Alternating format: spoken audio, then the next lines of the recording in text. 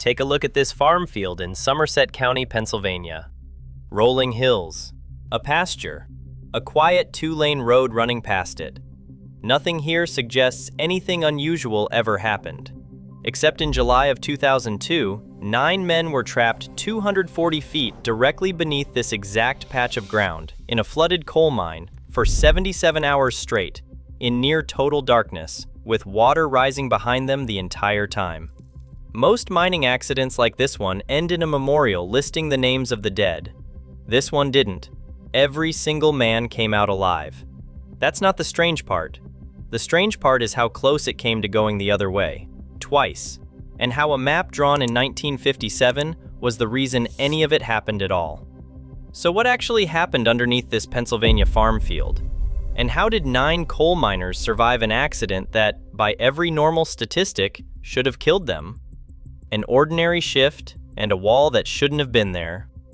On the afternoon of July 24, 2002, 18 miners reported for work at the Quecreek mine, splitting into 2 crews of 9.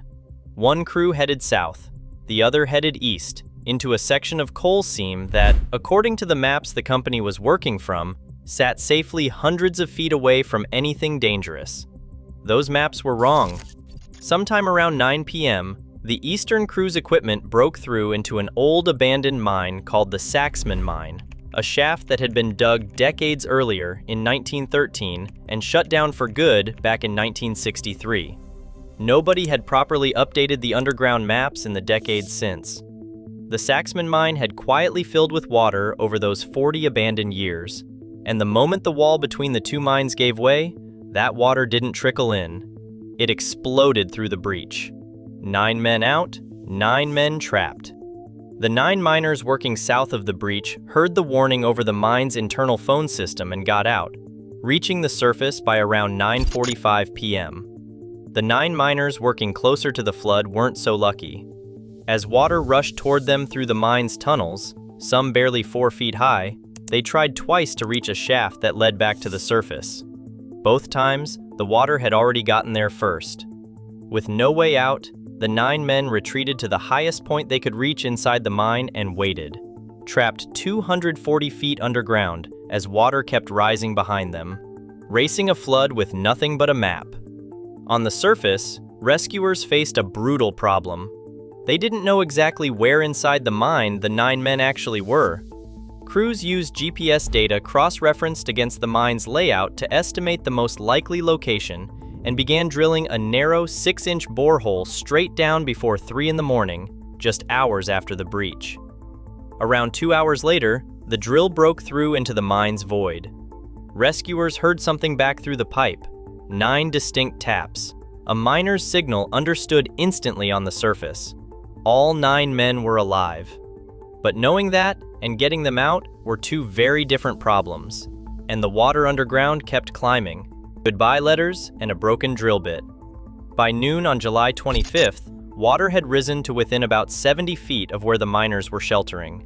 With no guarantee anyone would reach them in time, several of the trapped men began writing goodbye letters to their families, sealing them in plastic to protect them from the water in case the letters were all that made it out.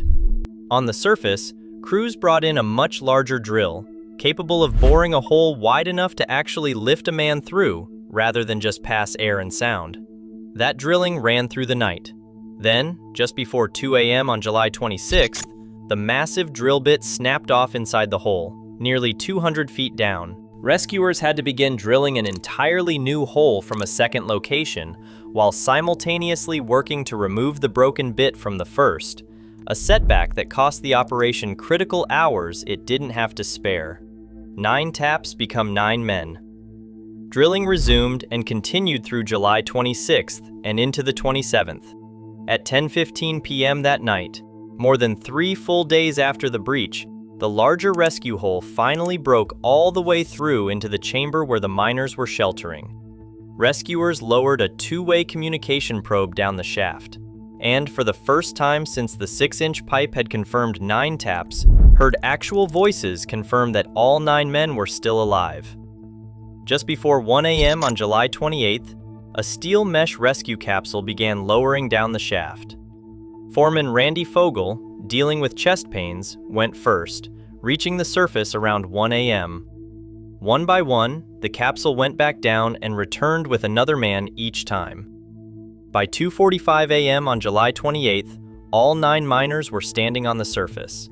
77 hours after the wall gave way, every single man who had gone down that morning came back up alive.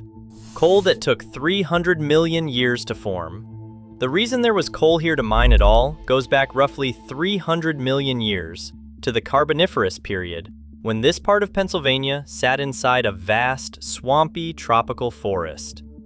Generation after generation of plant matter died and sank into the wet ground faster than it could fully decompose, building up thick layers of organic material.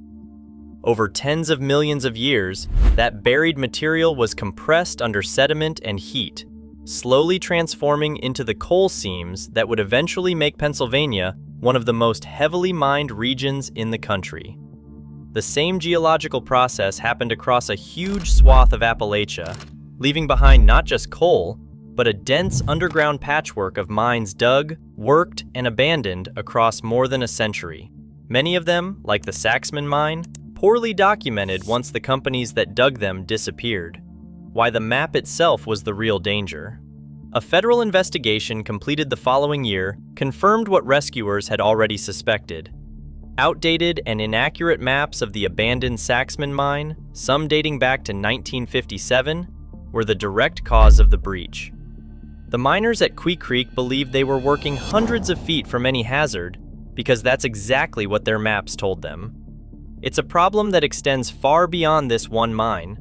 Across Appalachian coal country, thousands of older mines were closed and abandoned long before modern digital mapping and regulation existed, leaving a hidden, imprecise underground record that active mining crews still have to trust today, often without knowing exactly how wrong it might be.